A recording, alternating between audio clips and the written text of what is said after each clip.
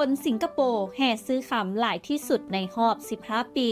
ทั่วโลกกังวลถึงความผันผวนภาพรวมความเคลื่อนไหวของตลาดคำในสิงคโปร์กำลังได้รับความสนใจอย่างหลวงหลาย หลังจากการรายงานพบว่ายอดขายคำแท่งและเหรียญคำในช่วง 4 เดือนทมิฬของปีนี้พุ่งสูงขึ้นถึงระดับที่บ่เคยเห็นมาตั้งแต่ปี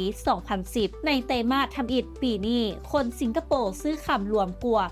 2.5 ตนหรือเพิ่มขึ้นประมาณ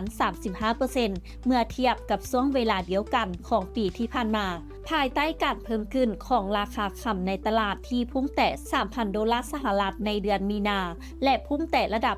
3,500 ดอลลาร์ในเวลาบ่ถึง 2 เดือนต่อมานักวิเคราะห์ระบุว่าต่อสถานการณ์นี้สะท้อนถึงความกังวลของประชาชนต่อความบ่แน่นอนทางเศรษฐกิจและการเมืองทั่วโลกส่งผลให้ผู้คนเลือกซื้อคำเพื่อป้องกันความเสี่ยงจากความผันผวนท่านเกกอร์เกเกอร์เซนผู้ก่อตั้งบริษัท The Reserve สถานที่เก็บคำเจ้าใหญ่ในซางงีประเทศสิงคโปร์เปิดเผยว่าขณะนี้ลูกค้าระดับเศรษฐีเริ่มเปลี่ยนการลงทุนจากทรัพย์สินอื่นมาสู่คำแท่งโดยบางคนซื้อคำมูลค่าสูงกว่า 60-70 ล้านดอลลาร์สิงคโปร์เพื่อถือของเป็นทรัพย์สินปลอดภัยขณะเดียวกันความต้องการคำรูปพรรณกับหลุดลงถึง 20% ในไตรมาสทำอิฐของปี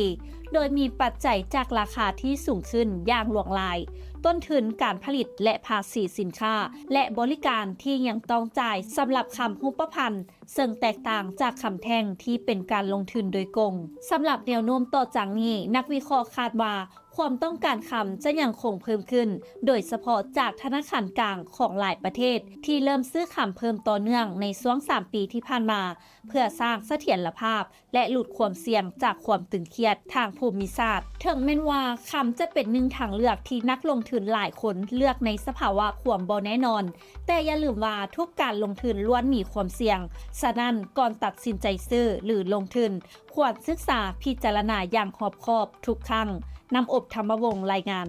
และท้ายนี้ต้องขอขอบใจสำหรับการติดตามข่าวสารจากทางไทยเก็ตเมกาซีนและอย่าลืมไปกดไลค์กดแชร์กดติดตามกด Subscribe ทุกช่องทางออนไลน์ของพวกเขาเพื่อจะบ่พลาดข่าวสารดีๆจากทางไทยเก็ตเมกาซีน